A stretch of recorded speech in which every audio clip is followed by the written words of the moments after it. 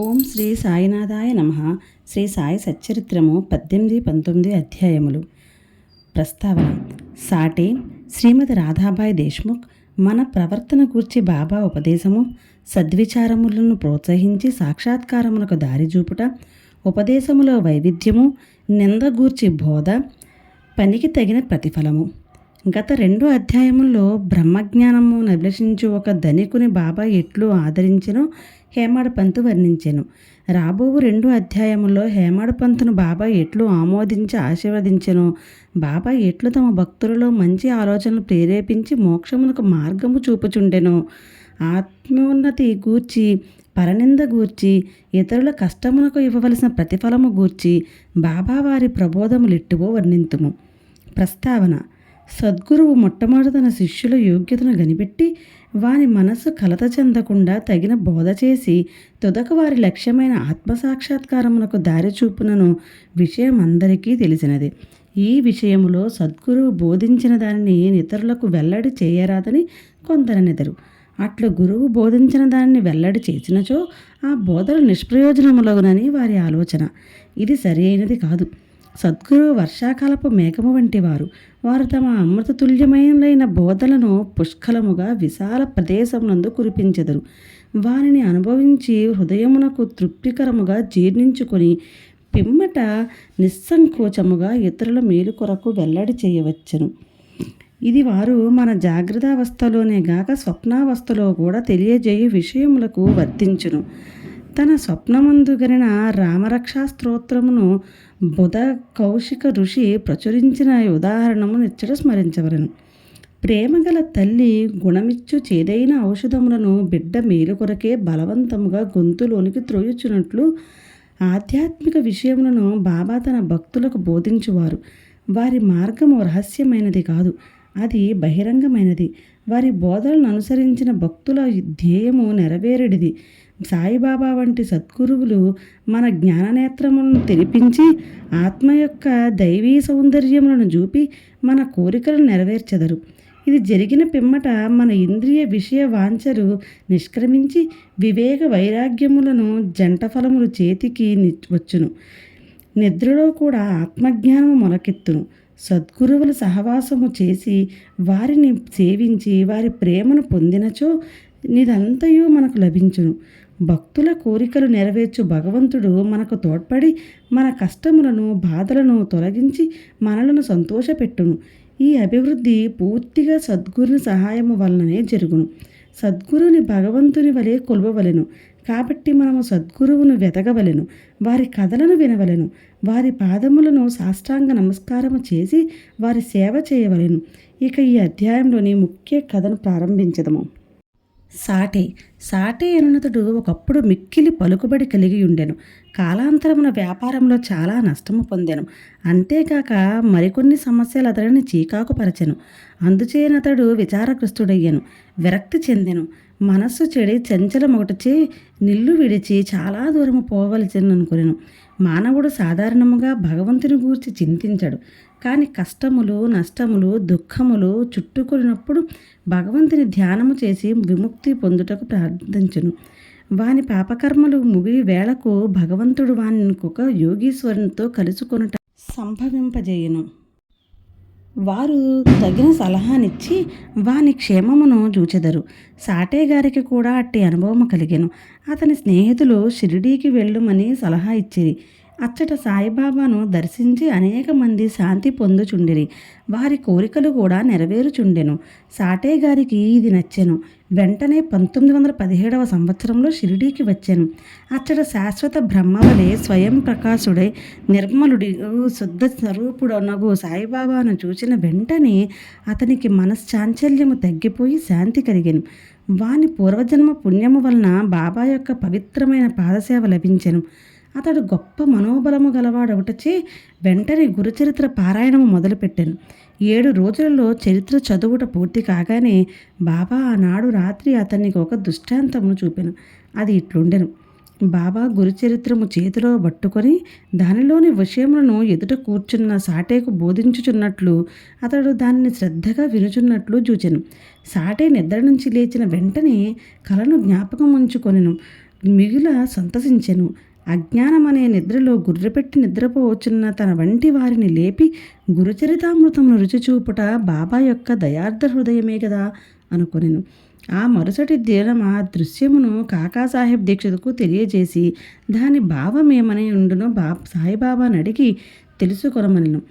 ఒక సప్తాహము చాలునో లేక ఇంకొక సప్తాహము పారాయణము చేయవలనో కనుగొనమనెను. కాకాసాహెబ్ సమయము చూచి బాబాను ఇట్లడిగెను. ఓ దేవా, ఈ దృశ్యము వలన సాటేకు ఏమని చెప్ప నిశ్చయించితివి? అతడు ఊరకున ఉండవలెనా లేక ఇంకొక సప్తాహము పారాయణం చేయవలెనా? అతడు అమాయక భక్తుడు. అతని కోరిక నెరవేరవలెను. అతనికి దృష్టాంతార్థమును బోధించవలెను. వానిని ఆశీర్వదింపుడన బాబా అతడు గురుచరిత్ర ఇంకొక సప్తాహ పారాయణము చేయవలెను.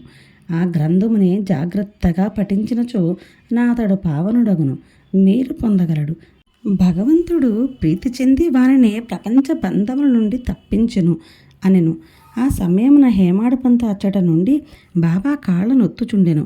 బాబా పరుగులు విని అతడు తన మనస్సులో ఇట్లనుకొనెను.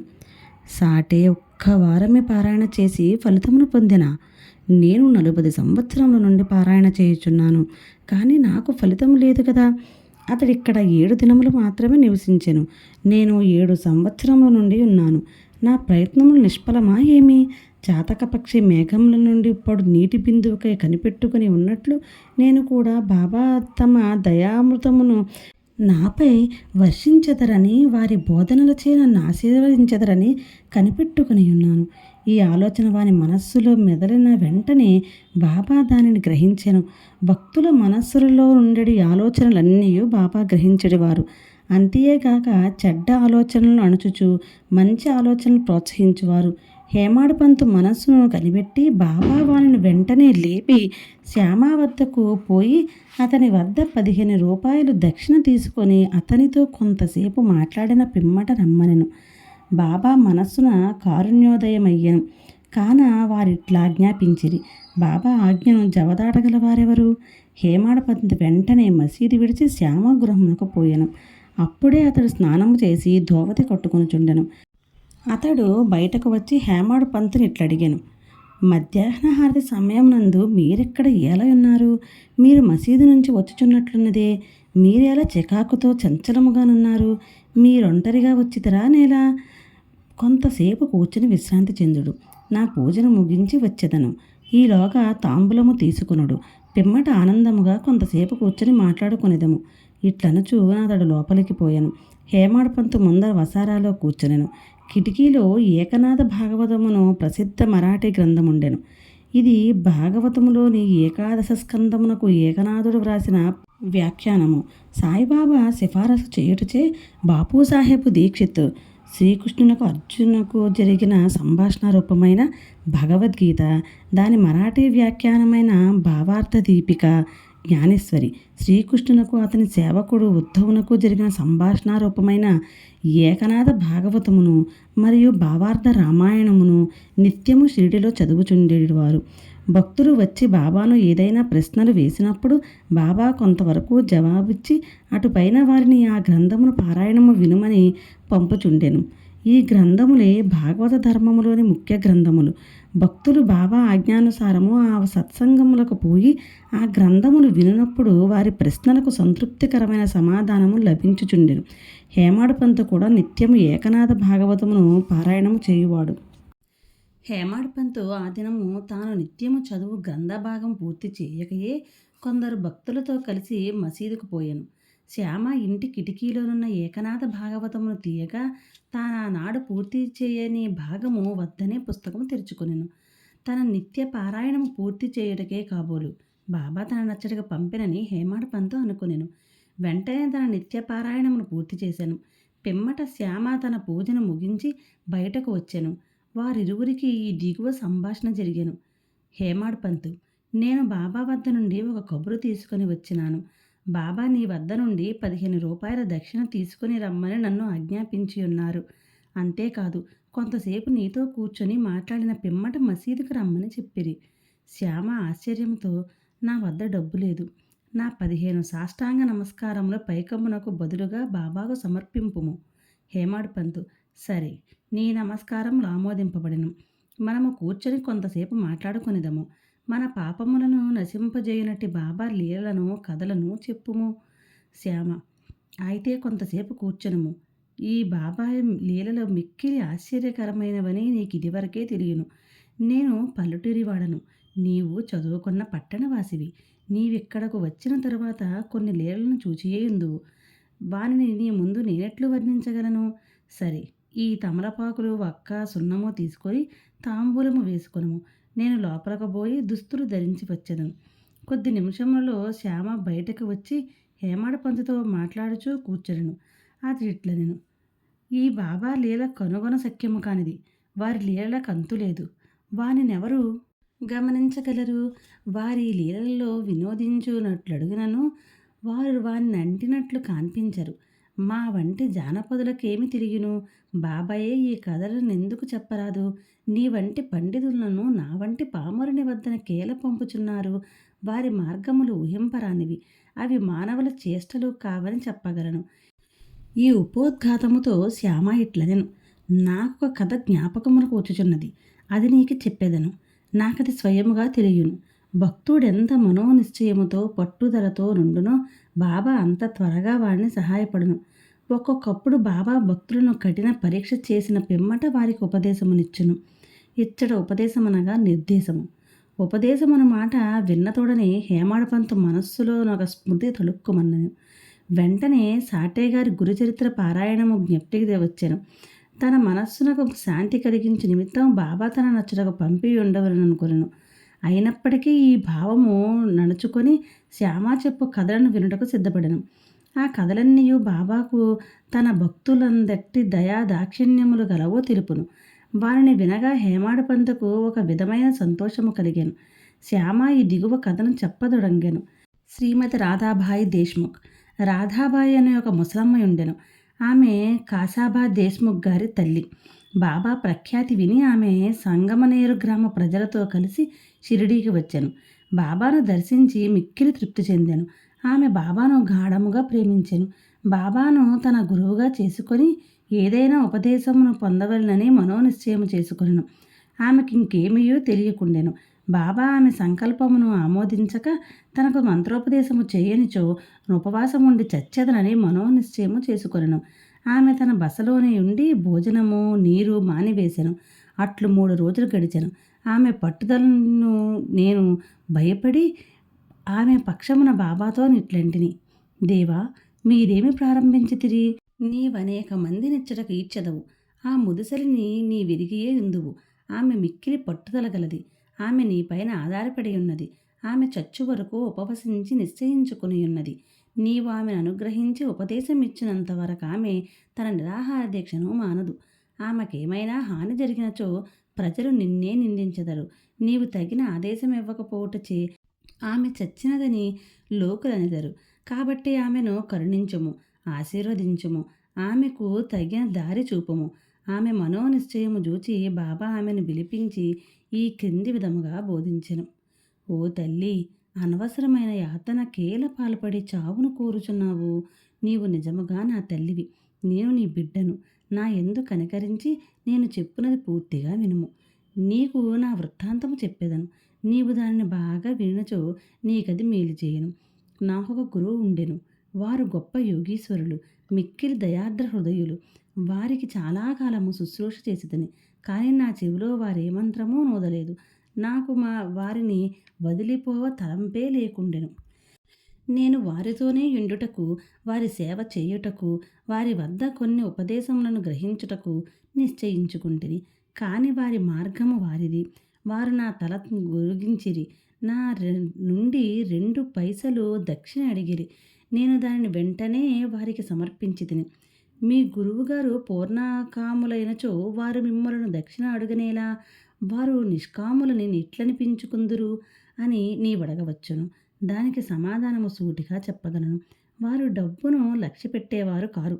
ధనముతో వారు చేయునదేమున్నది?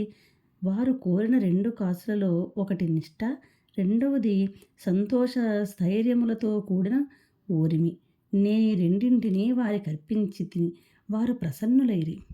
నా గురువును అట్లు 12 సంవత్సరములు సేవించితిని. వారే నన్ను పెంచి పోషించిరి. భోజనముకు గాని వస్త్రమునకు గాని నాకు లోటు లేకుండెను. వారు పరిపూర్ణుడు. వారు ప్రేమావతారమని చెప్పవచ్చును. ఆ ప్రేమను నేనెట్లు వర్ణించగలను? వారు నన్ను మిక్కిలి ప్రేమించెడివారు. ఆ విధమైన గురువే ఉండరు. నిరంతర ధ్యానముతో నన్ను వారిని తదేకముగా జూచుచుండెడివారు. మేమిద్దరము ఆనందముతో మునిగడివారము. రాత్రింబవళ్ళు నిద్రాహారములు లేక నేను వారి వైపు దృష్టి నిగిడ్చి తిని. వారిని చూడనిచో నాకు శాంతి లేకుండెను. వారి ధ్యానము, వారి సేవ తప్ప నాకింకొకటి లేకుండెను. వారే నా ఆశ్రయము. నా మనస్సు ఎల్లప్పుడూ వారి యందే నాటుకొని ఉండేది. ఇదియే వారడిగిన దక్షిణలో 1 పైసా. సబూరి, సంతోష స్థైర్యములతో కూడిన ఊరిమి అనునది. 2వ పైసా, నేను మిక్కిలి సంతోషముతో చాలా కాలము కనిపెట్టుకొని వారి సేవ చేసి తిని. ఈ ప్రపంచమనే సాగరమును సబూరి అను ఓడ నిన్ను సురక్షితముగా దాటించును. సబూరి అనునది అత్యంత ఉత్తమ లక్షణము. అది పాపములన్నింటినీ తొలగించును, కష్టములను పారద్రోలును, అనేక విధముల అవాంతరములను తొలగించి భయమును పారద్రోలును, తుదకు జయమును కలుగజేయను. సబూరి అనునది సుగుణములకు గని, మంచి ఆలోచనకు తోడు వంటిది. నిష్ఠ, సబూరి అనునవి అన్యోన్యమైన అక్కా చెల్లెండ్ర వంటివి. నా గురువు నా నుండి ఇతరమేమీ ఆశించి ఉండలేదు. వారు నన్ను ఉపేక్షింపగా సర్వకాల సర్వావ్యవస్థలందు కాపాడుచుండెడివారు. నేను వారితో కలిసి ఉండెడివాడను. ఒక్కొక్కప్పుడు వారిని విడిచి ఉండినను వారి ప్రేమకు ఎన్నడూనూ లోటు కలగలేదు. వారు తమ దృష్టి చేతనే నన్ను కాపాడుచుండెడివారు. తాబేలు తన పిల్లలను కేవలము తన దృష్టితో పెంచుచున్నట్లు నన్ను కూడా నా గురువు తమ దృష్టితో పోషించుచుండెడివారు. తల్లి తాబేలు ఒక ఒడ్డున ఉండును, బిడ్డ తాబేలు 2వ ఒడ్డున ఉండును. తల్లి తాబేలు పిల్ల తాబేలుకు ఆహారము పెట్టుట కానీ పాలిచ్చుట గాని చేయదు. తల్లి తన పిల్లలపై తన దృష్టిని పోనిచ్చును. పిల్లలు ఎదిగి పెద్దవి అగును. అటులనే మా గురువు కూడా తమ దృష్టిని నా యందు నిలిపి నన్ను ప్రేమతో కాపాడిది. ఓ తల్లి, నా గురువు నాకు మంత్రమేమీ ఉపదేశించలేదు. అటువంటప్పుడు నేను నీ చెవిలో మంత్రం ఎట్లు ఓదగలను? గురువు యొక్క ప్రేమమయమైన తాబేలు చూపే మనకు సంతోషమునిచ్చునని జ్ఞాపకముంచుకొనుము. మంత్రము గాని ఉపదేశము గాని ఎవ్వరి వద్ద నుండి గాని పొందుటకు ప్రయత్నించకము. నీ ఆలోచనలు, నీవు చేయు పనులు నా కొరకే వినియోగించుము. నీవు తప్పక పరమార్థము పొందెదవు. నా పైన సంపూర్ణ హృదయముతో చూడుము. నేను నీ వైపు అట్లనే చూచెదను. ఈ మసీదులో కూర్చొని నేను నిజమే చెప్పెదను. నిజము తప్ప మరేమీ మాట్లాడను. ఏ సాధనలు గాని 6 శాస్త్రములలో ప్రావీణ్యము గాని అవసరము లేదు. నీ గురువునందు ప్రేమ విశ్వాసమును నుంచుము. గురువే సర్వమును చేయువాడనియు కర్తయనియు పూర్తిగా నమ్ముము.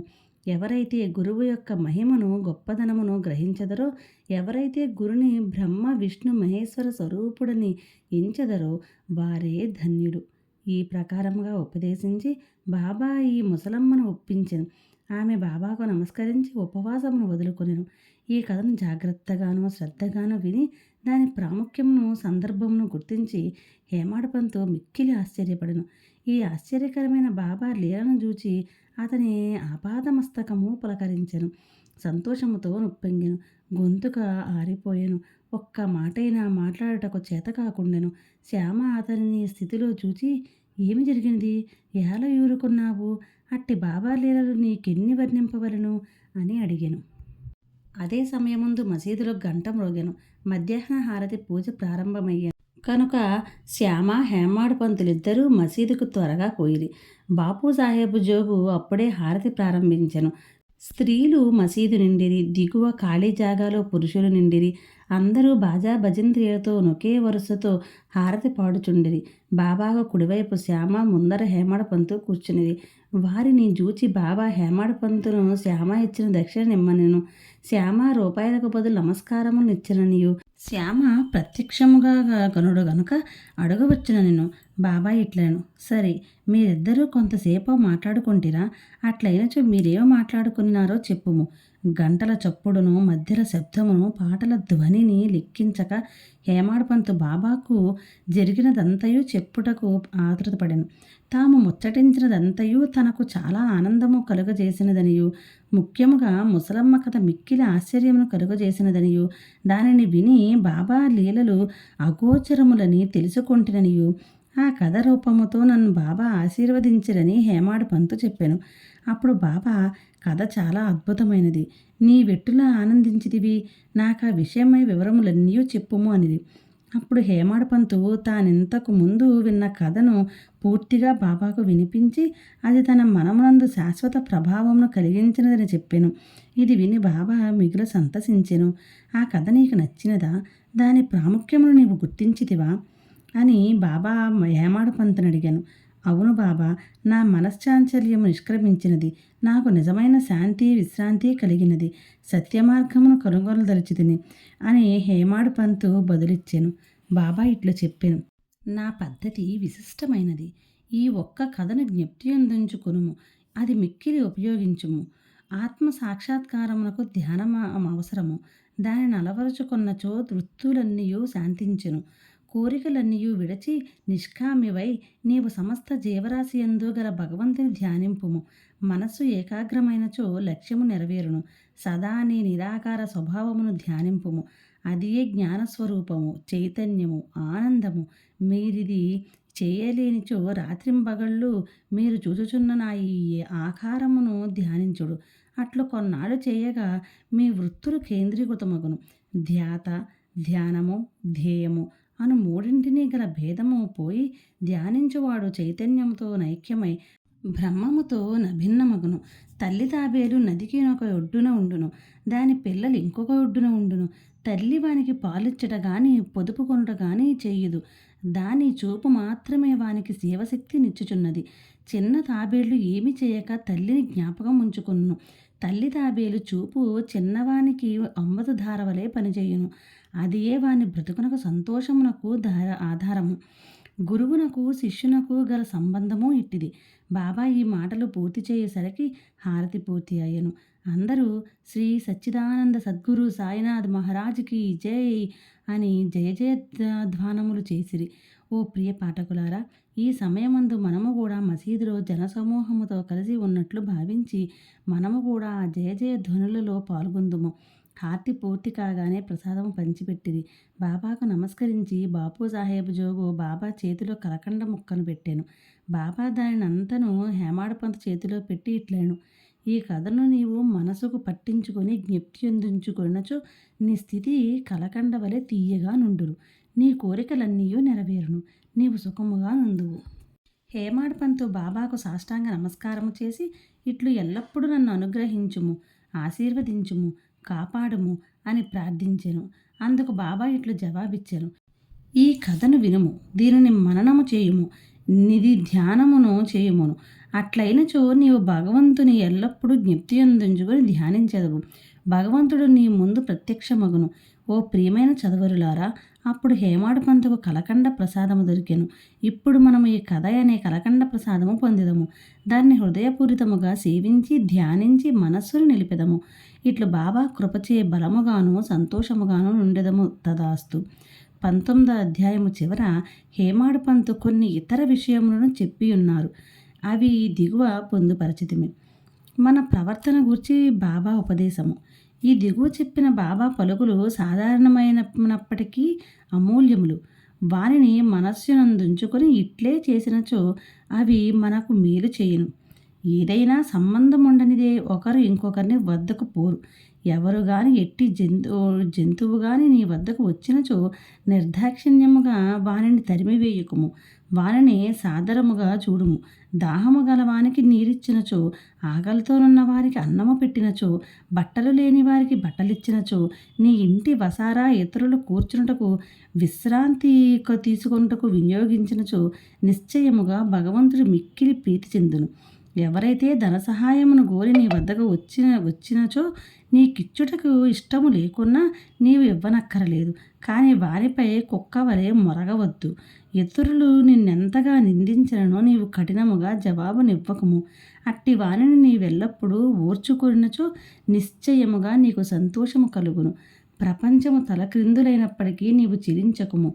నీవున్న చోటనే స్థైర్యముగా నిలిచి నెమ్మదిగా నీ ముందర జరుగుచున్న నాటకమును చూచుచుండుము. నీకు నాకు మధ్య గల గోడను నిర్మూలించుము. అప్పుడు మనమిద్దరము కలిగి మార్గం ఏర్పడును. నాకు నీకు భేదము గలదనున్నదియే భక్తుని గురువునకు దూరంగా నుంచుచున్నది. దానిని నశింపజేయనిదే మనకు ఐక్యత కలగదు. అల్లా మాలిక్, భగవంతుడే సర్వాధికారి. ఇతరులెవ్వరూ మనలను కాపాడువారు కారు. భగవంతుని మార్గం అసామాన్యము, మిక్కిలి విలువైనది, కనుగొన వీలులేనిది. వారి ఇచ్ఛానుసారమే మనము నడవవలెను. మన కోరికలను వారు నెరవేర్చెదరు, మనకు దారి చూపెదరు. రుణానుబంధముచే మనమందరము కలిసితిమి.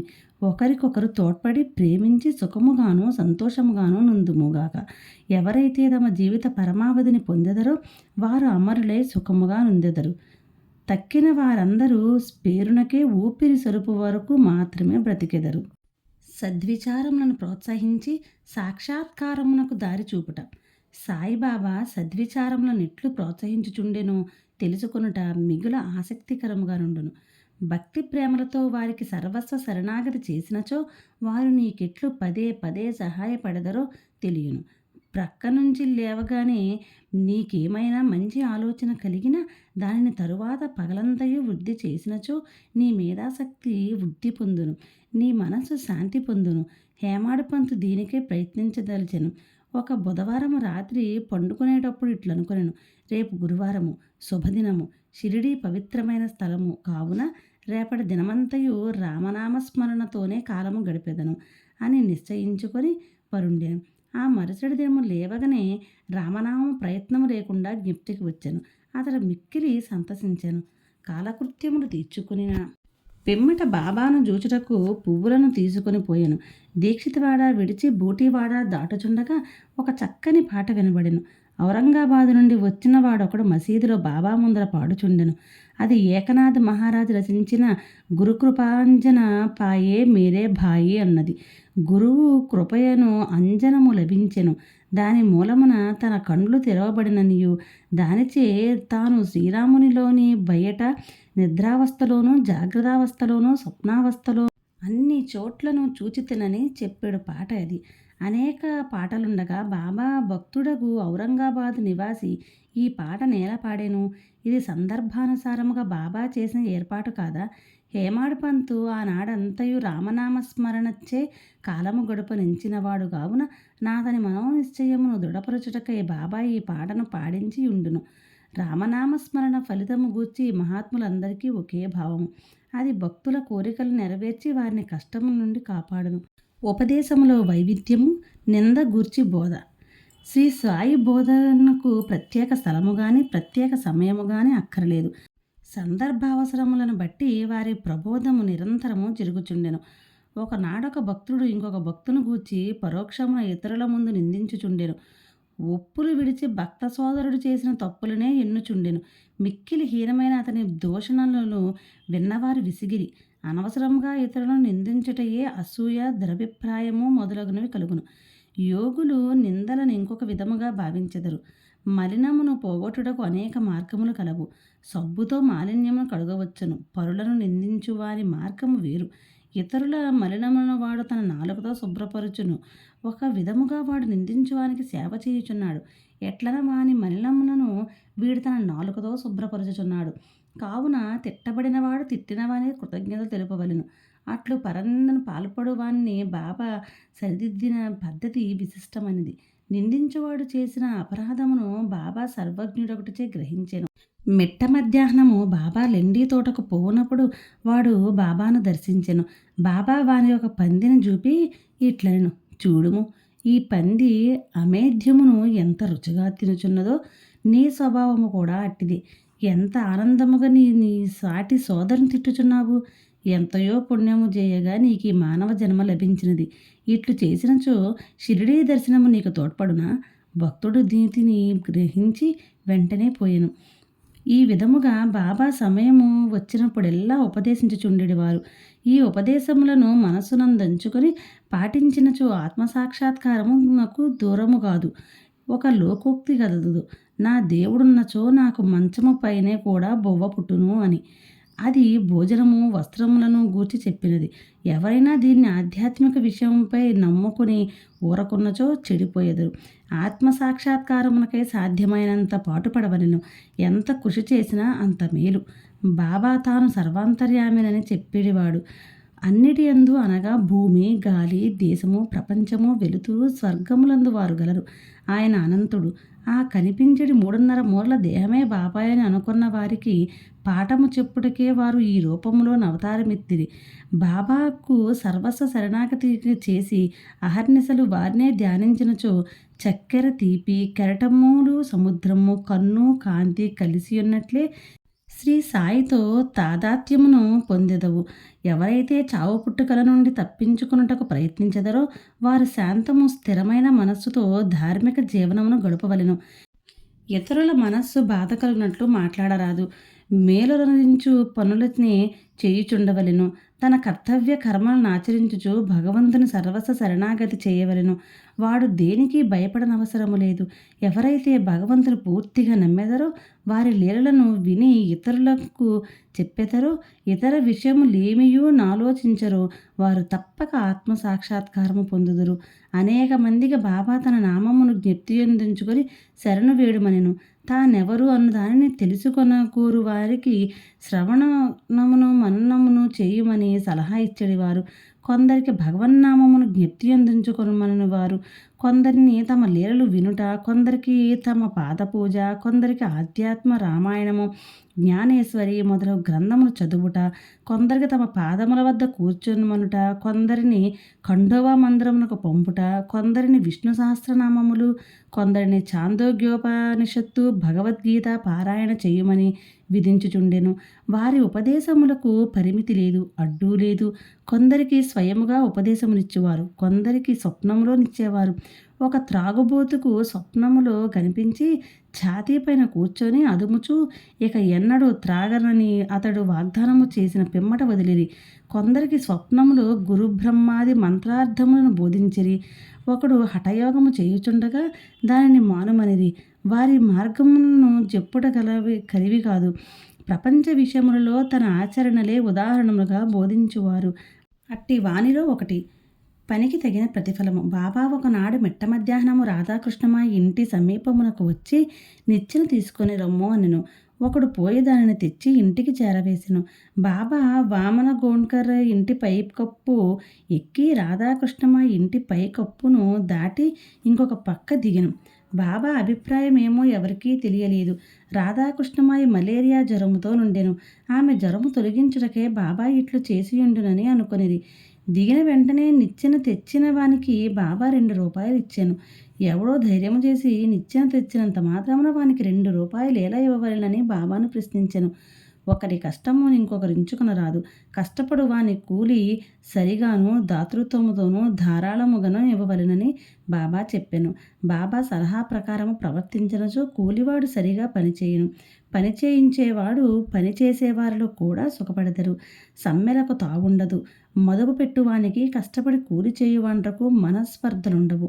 18, 19 అధ్యాయములు సంపూర్ణము. సద్గురు శ్రీ సాయినాథార్పణమస్తు. శుభం భవతు.